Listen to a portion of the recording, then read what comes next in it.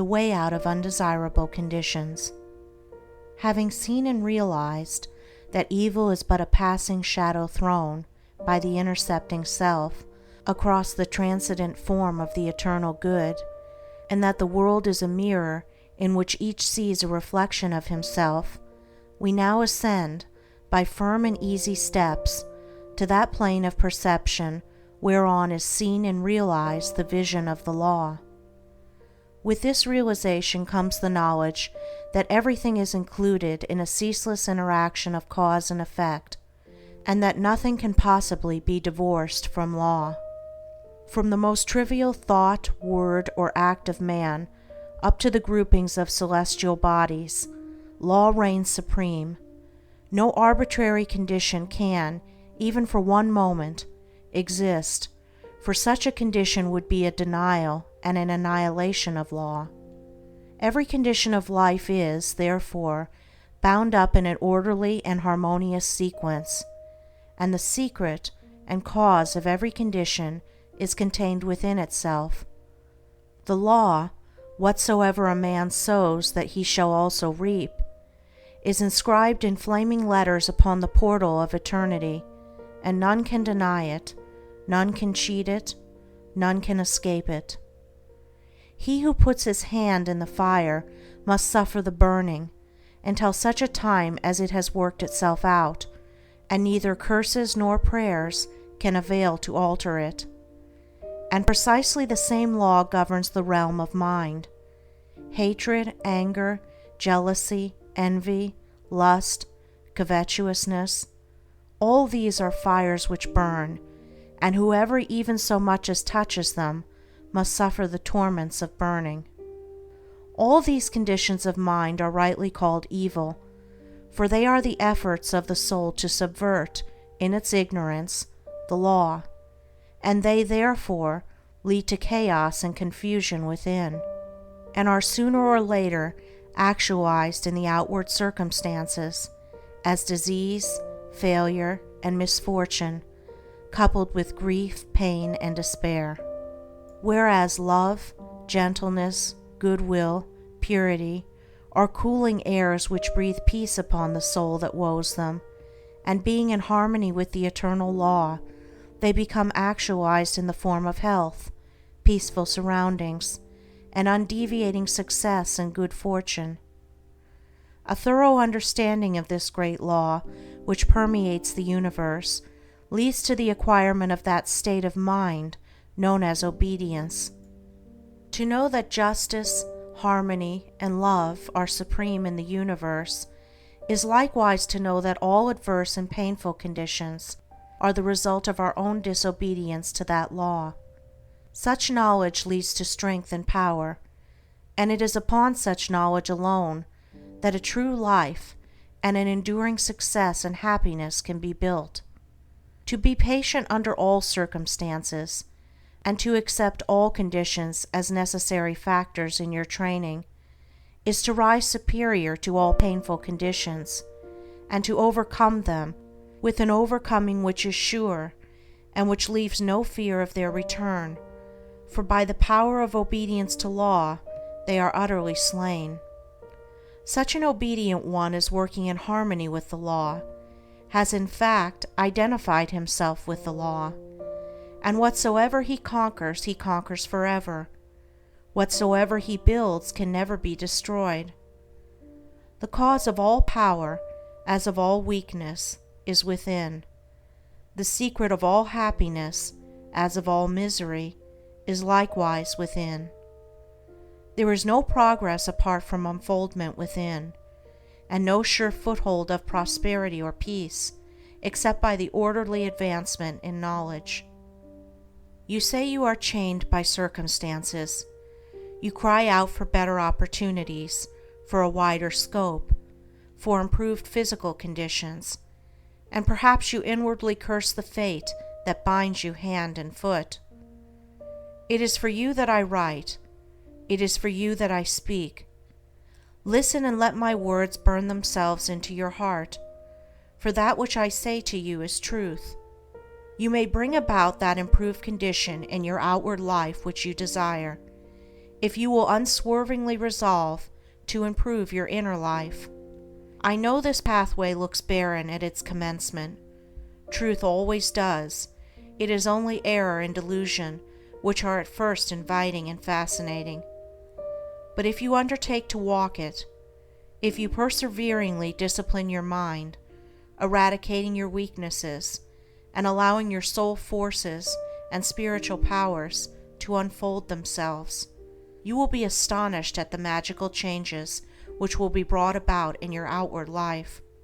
As you proceed, golden opportunities will be strewn across your path, and the power and judgment to properly utilize them will spring up within you.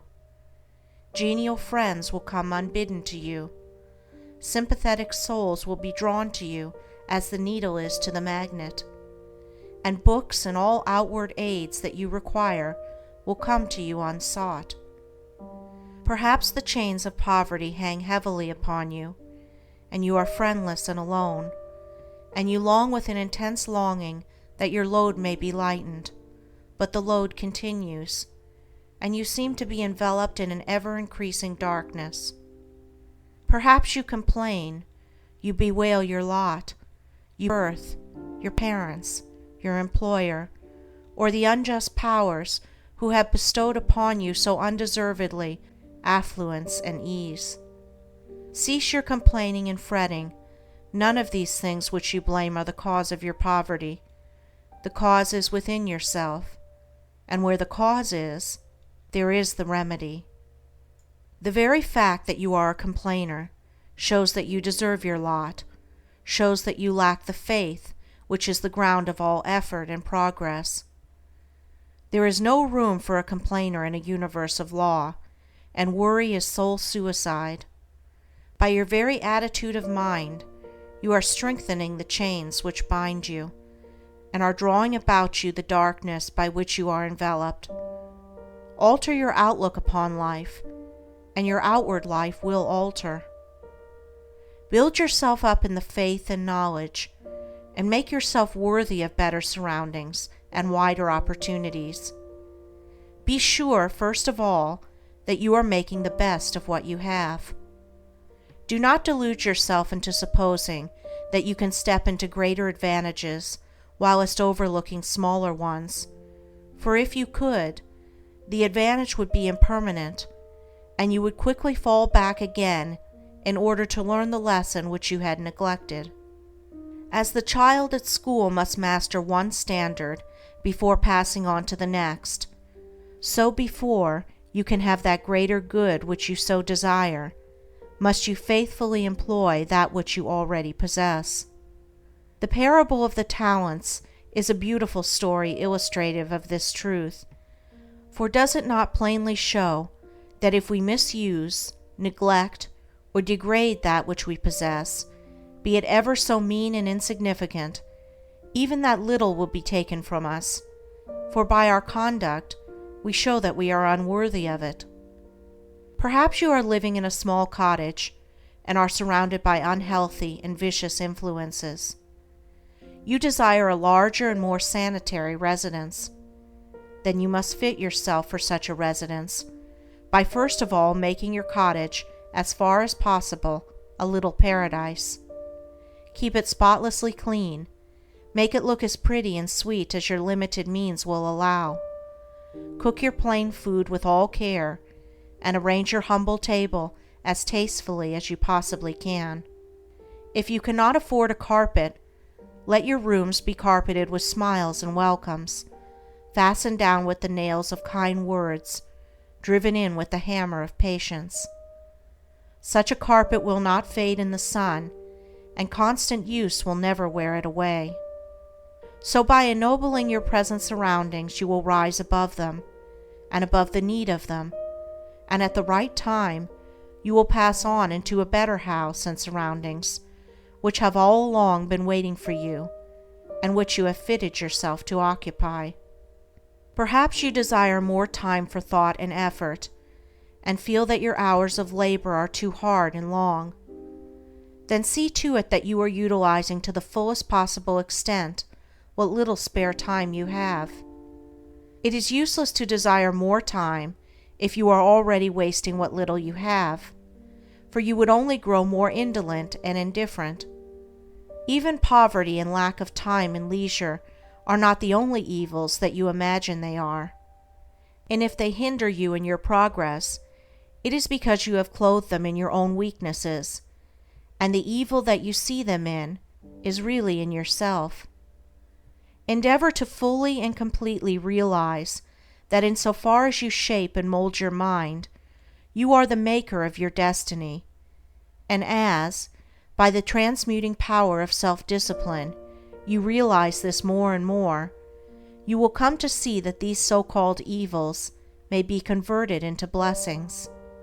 You will then utilize your poverty for the cultivation of patience, hope, and courage, and your lack of time in the gaining of promptness of action and decision of mind, by seizing the precious moments as they present themselves for your acceptance.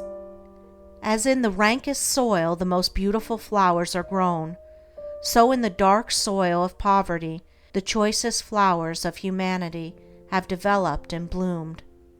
Where there are difficulties to cope with, and unsatisfactory conditions to overcome, there virtue most flourishes and manifests its glory.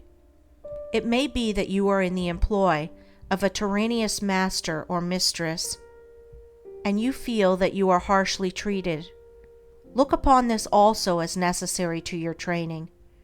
Return your employer's unkindness with gentleness and forgiveness. Practice unceasingly patience and self-control. Turn the disadvantage to account by utilizing it for the gain of mental and spiritual strength, and by your silent example and influence, you will thus be teaching your employer, will be helping him to grow ashamed of his conduct, and will, at the same time, be lifting yourself up to that height of spiritual attainment by which you will be enabled to step into new and more congenial surroundings at the time when they are presented to you. Do not complain that you are a slave, but lift yourself up, by noble conduct, above the plane of slavery. Before complaining that you are a slave to another, be sure that you are not a slave to self. Look within, look searchingly, and have no mercy upon yourself. You will find there, perchance, slavish thoughts, slavish desires, and in your daily life and conduct, slavish habits. Conquer these, cease to be a slave to self, and no man will have the power to enslave you. As you overcome self, you will overcome all adverse conditions, and every difficulty will fall before you. Do not complain that you are oppressed by the rich. Are you sure that if you gain these riches, you would not be an oppressor yourself? Remember that there is the eternal law, which is absolutely just, and that he who oppresses today must himself be oppressed tomorrow, and from this there is no way of escape. And perhaps you, yesterday, in some former existence, were rich and an oppressor, and that you are now merely paying off the debt which you owe to the great law. Practice, therefore, fortitude and faith. Dwell constantly in the mind upon the eternal justice, the eternal good. Endeavor to lift yourself above the personal and the transitory into the impersonal and permanent. Shake off the delusion that you are being injured or oppressed by another, and try to realize, by a profounder comprehension of your inner life and the laws which govern that life, that you are only really injured by what is within you. There is no practice more degrading, debasing, and soul-destroying than that of self-pity. Cast it out from you. While such a canker is feeding upon your heart, you can never expect to grow into a fuller life. Cease from the condemnation of others, and begin to condemn yourself. Condone none of your acts, desires, or thoughts that will not bear comparison with spotless purity, or endure the light of sinless good. By so doing you will be building your house upon the rock of the eternal. and all that is required for your happiness and well-being will come to you in its own time. There is positively no way of permanently rising above poverty or any undesirable condition except by eradicating those selfish and negative conditions within, of which these are the reflection, and by virtue of which they continue. The way to true riches is to enrich the soul by the acquisition of virtue. Outside of real heart virtue, there is neither prosperity nor power, but only the appearances of these. I am aware that men make money who have acquired no measure of virtue, and have little desire to do so, but such money does not constitute true riches, and its possession is transitory and feverish. Here is David's testimony. For I was envious at the foolish when I saw the prosperity of the wicked. Their eyes stand out with fatness. They have more than heart could wish. Verily I have cleansed my heart in vain, and washed my hands in innocence. When I thought to know this, it was too painful for me, until I went into the sanctuary of God. Then I understood their end. The prosperity of the wicked was a great trial to David until he went into the sanctuary of God, and then he knew their end. You likewise may go into that sanctuary. It is within you. It is that state of consciousness which remains when all that is sordid and personal and impermanent is risen above, and universal and eternal principles are realized. That is the God state of consciousness. It is the sanctuary of the Most High. When by long strife and self-discipline you have succeeded in entering the door of that holy temple, you will perceive, with unobstructed vision, the end and fruit of all human thought and endeavor, both good and evil. You will then no longer relax your faith when you see the immoral man accumulating outward riches, for you will know that he must come again to poverty and degradation. The rich man who is barren of virtue is in reality poor, and as surely as the waters of the river are drifting to the ocean, so surely is he, in the midst of all his riches, drifting towards poverty and misfortune, and though he die rich, yet he must return to reap the bitter fruit of all his immorality. And though he become rich many times, yet as many times must he be thrown back into poverty, until by long experience and suffering he conquers the poverty within.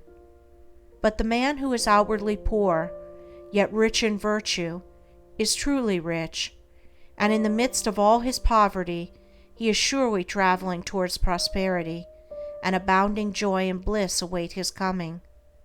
If you would be truly and permanently prosperous, you must first become virtuous. It is therefore unwise to aim directly at prosperity, to make it the one object of life, to reach out greedily for it. To do this is to ultimately defeat yourself, but rather aim at self-perfection, make useful and unselfish service the object of your life, and ever reach out hands of faith towards the supreme and unalterable good. You say you desire wealth not for your sake, but in order to do good with it and to bless others.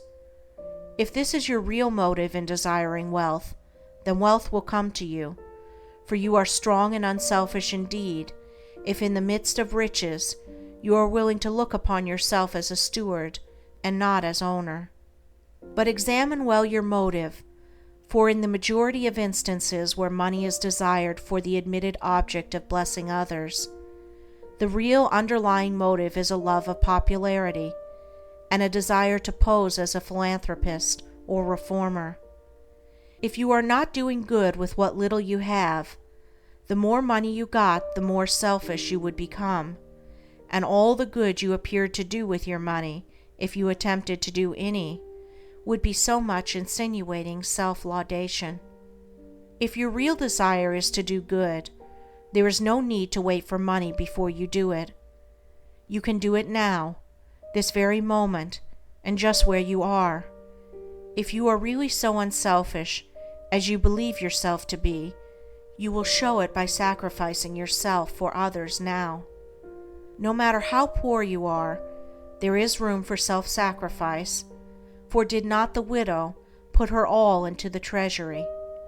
The heart that truly desires to do good does not wait for money before doing it, but comes to the altar of sacrifice, and leaving there the unworthy elements of self, goes out and breathes upon neighbor and stranger, friend and enemy alike, the breath of blessedness. As the effect is related to the cause, so is prosperity and power related to the inward good, and poverty and weakness to the inward evil.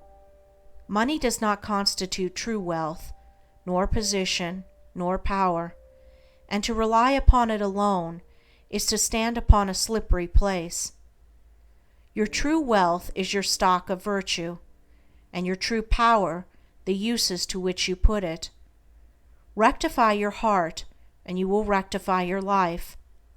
Lust, hatred, anger, vanity, pride, covetousness, self-indulgence, self-seeking, obstinacy, all these are poverty and weakness, whereas love, purity, gentleness, meekness, compassion, generosity, self-forgetfulness, and self-renunciation, all these are wealth and power.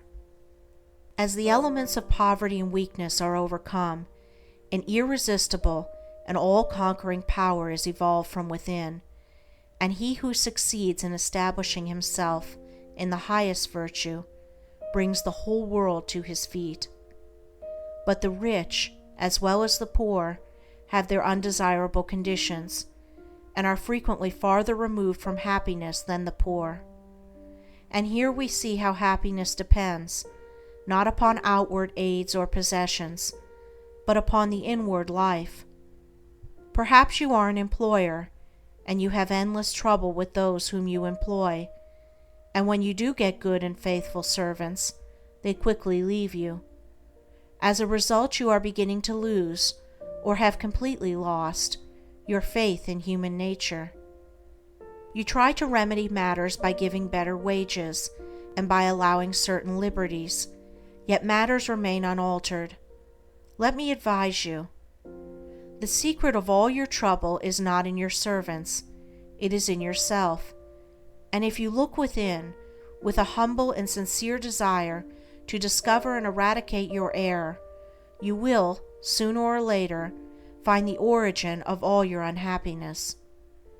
It may be some selfish desire, or lurking suspicion, or unkind attitude of mind, which sends out its poison upon those about you, and reacts upon yourself, even though you may not show it in your manner or speech. Think of your servants with kindness. Consider of them that extremity of service which you yourself would not care to perform were you in their place.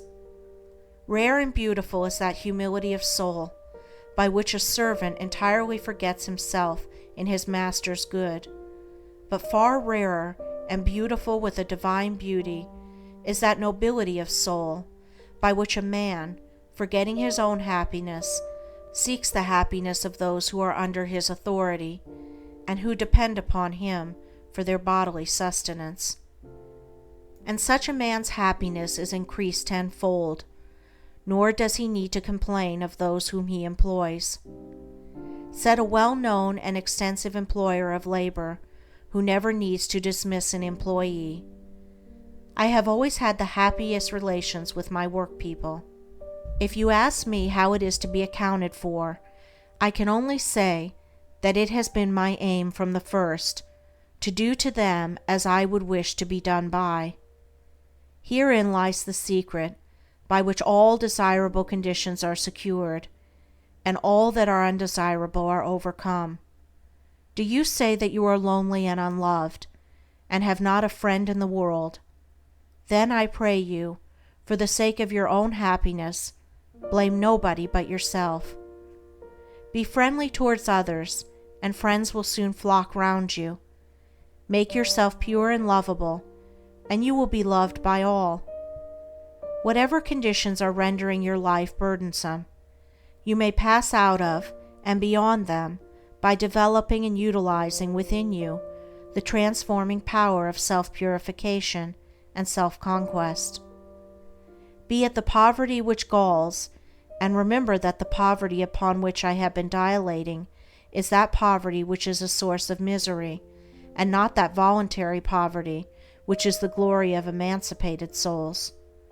Or the riches which burden, or the many misfortunes, griefs, and annoyances which form the dark background in the web of life, you may overcome them by overcoming the selfish elements within which give them life. It matters not that by the unfailing law there are past thoughts and acts to work out and to atone for, as by the same law we are setting in motion, during every moment of our life, fresh thoughts and acts, and we have the power to make them good or ill.